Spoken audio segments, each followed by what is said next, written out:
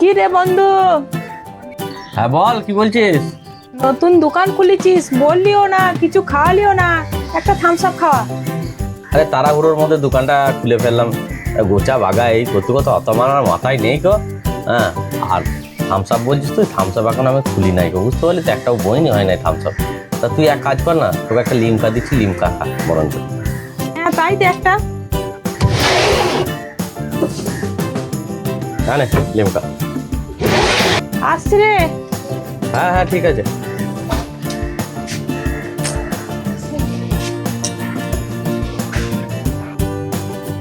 বন্ধু এক কাজ কর, তুই এই ঠান্ডাটা নিয়ে নে, দে আমাকে 20 টাকা দে। আচ্ছা,